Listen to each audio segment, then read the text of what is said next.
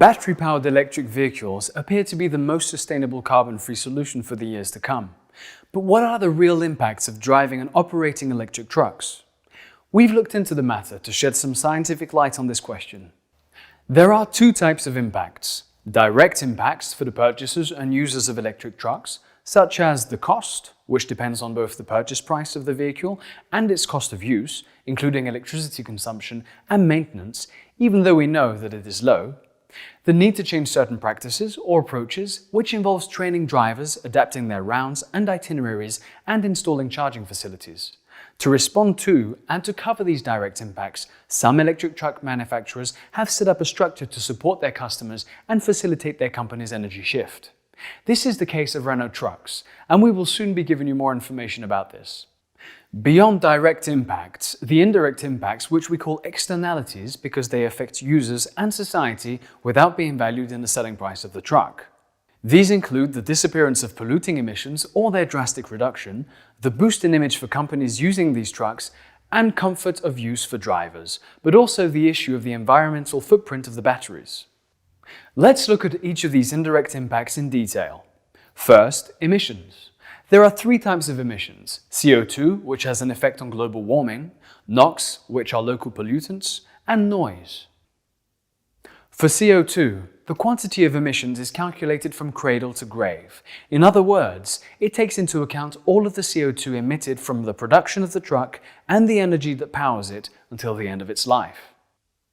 For a 16-ton vehicle used in urban areas in Europe, electric power can currently reduce CO2 emissions by 2 in average, close to 50% in Germany and 80% in France, for instance. This reduction should be around 85% in average in 2040. NOx, or nitrogen oxides, play a major role in air pollution. At high concentrations, these are threats for public health due to their effect on respiratory systems. Concentration is higher locally along roads with high traffic density. As they have no local emissions, battery electric trucks solve this public health issue. Electric trucks also provide an effective solution to noise pollution. This is particularly welcome in urban areas. For example, the Renault Truck D Electric emits 85% less external noise in the legal pass-by test than the diesel version. This drastic reduction in noise is an opportunity for cities to experiment with nighttime deliveries in order to ease daytime traffic. Let's listen to the testimonies of Clément Delavaux, operations manager at the Nicolin Group, and Cédric Laventure, driver at Jackie Perrenot. Ce camion nous permet plusieurs choses: de n'avoir aucune nuisance sonore et de n'avoir surtout aucune nuisance polluante, car ce marché est entouré de commerces et notamment de terrasses. Il n'y a pas du tout de bruit. D'ailleurs, il y a un bon retour des riverains qui apprécient de pouvoir être livrés sans être importunés par le bruit du moteur. Did you know that electric trucks can be so quiet that pedestrians or cyclists may fail to hear them? So to share the road safely, manufacturers are fitting electric trucks with noisemakers to give a continuous warning of their presence and a louder warning of maneuvers such as reversing. And what about the drivers? We mentioned there were positive impacts for them too, as driving an electric truck is a totally different experience. There are many advantages for the users. For example, noise levels inside the cab are significantly reduced, from 99% at a standstill to 40% at 50 km per hour. However, at 90 km, admittedly, the interior noise is similar to a diesel, because the truck's aerodynamic noise takes over from the engine noise. The lower noise and vibration levels make driving less tiring for users. Electric trucks are also more powerful, which makes it easier for them to join moving traffic. All of these details play a role in improving the quality of life at work for drivers. The way the public look at the truck changes, and drivers are really proud to be behind the wheel of a vehicle that is well accepted. Not to mention what all this represents in terms of image and attractiveness for transport companies. Let's listen again to Clément Delavaux and Cédric Laventure. C'est un vrai plus pour nous d'avoir ce camion en termes d'image de marque. Ça valorise énormément nos équipes, ça donne un nouveau sens au métier et ça apporte une vraie valeur ajoutée aussi à nos collaborateurs. Je peux effectuer une tournée tranquillement sans craindre de tomber en panne de batterie. J'ai en plus la fierté de pouvoir conduire propre. La conduite est beaucoup plus souple, c'est beaucoup plus agréable que de conduire un diesel. C'est un véritable confort pour les conducteurs, moins de fatigue et puis on n'a pas les contraintes d'odeur et de passage de vitesse, quoi. Je le recommande, hein. Il n'y a que du positif au niveau écologique, au niveau confort de conduite, au niveau fiabilité. Ça nous permet nous aussi de nous épanouir dans notre travail. As we've just seen, electric trucks have positive impacts on carbon dioxide, nitrogen oxide, and noise emissions. They also significantly improve drivers' working conditions. European governments have set up purchase subventions to encourage truck users to switch to electric vehicles. These subventions vary from country to country, but on average they cover 20 to 40% of the extra cost of an electric vehicle. To reduce pollution and encourage the use of low-carbon energy, some European cities are gradually banning old trucks from city centres. Some 250 low-emission zones are being set up, mainly in the Netherlands, Italy and Germany, and this number is set to increase over the coming years. To complete our assessment of the environmental footprint of electric vehicles, we must of course talk about the batteries. Are we not simply shifting the problem and creating other environmental concerns? An electric truck lithium-ion NMC battery is made up of minerals. Electrification of vehicles is set to increase the need for these minerals. A 2021 International Energy Agency report concluded that there are enough reserves on Earth today. The area of concern is the mining industry and how it invests to be able to supply the electromobility boom in cars and trucks at a sufficient pace. Manufacturers will be paying close attention to how the various minerals are mined and processed. For example, the Volvo Group has voluntarily included a responsible sourcing of raw materials clause in its supplier code of conduct.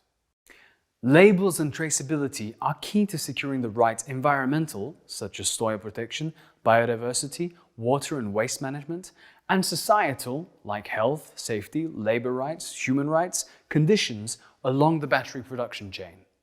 Finally, as regards battery production, the 2021 study conducted by the NGO Transport and Environment concludes that Europe, with the construction of new gigafactories, is already self-sufficient. Another issue is the medium-term recycling of batteries. Let's shed some light on this with Nicolas Gendre, Head of Battery Industrialization and Logistics at Volvo Energy. After their use in a vehicle around 8 years, batteries need to be replaced. Those used batteries can firstly be remanufactured. By exchanging all modules, you can get back as good as new battery for exchange. The used batteries or used modules still have a significant capacity and can then be given a second life in a stationary application, for instance, for another 8-10 years. It is only when the batteries is not suitable for any kind of application that they are sent to recycling with the ambition to re-inject back material and recycled material into the production system. Europe is actually preparing for a new regulation in which OEMs will be responsible for tracing, collecting, recycling up to 70% of the battery weight by 2030. And ultimately reusing recycled material into battery production. By that, we are aiming at a full circular business, lowering the need for critical raw material in the near future. And what are the real facts when it comes to charging? It's very easy to charge the depot at night to keep the fleet fully operational, but it's also possible to charge quickly for unexpected runs. And to cover all aspects of this subject, isn't there a risk of electricity shortages if we want to meet all these needs in a few years' time? Marc Lejeune answers. All European countries are preparing plans to increase their electricity production while decarbonating it fully before 2050.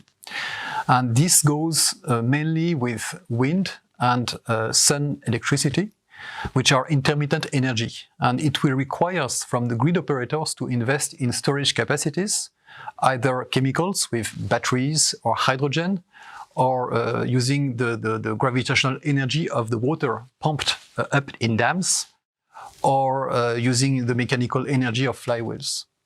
If we take the example of France, the national grid company, RTE, estimates that between now and 2050, so in the next 30 years, we will need to increase the electricity production between 0.5 and 1.5% per year, depending on the scenario, and the average scenario is around 1% per year. Looking at their analysis, it seems perfectly feasible, even with a decreasing share of the nuclear electricity. To sum up this overview of indirect impacts, battery electric trucks are considered to be the best solution for decarbonating trucks used in urban areas. Their positive environmental footprint brings new opportunities, such as access to public funding and access to future low, zero emission zones. They improve work conditions for drivers, as well as company image and job appeal. Europe is already self-sufficient in its production of batteries, although it's still in need to import the majority of the required minerals. There are enough reserves on Earth for the e-mobility market to thrive. Truck manufacturers are paying special attention to mineral extraction conditions and take full responsibility for battery recycling. Connection to the grid and the production of additional electricity should not be a major hurdle for e-mobility to take off, although there still remains work to do in this area. So, I think we've now covered all the indirect impacts of electric vehicles. They confirm that electricity provides a robust solution to immediately help decarbonize trucks.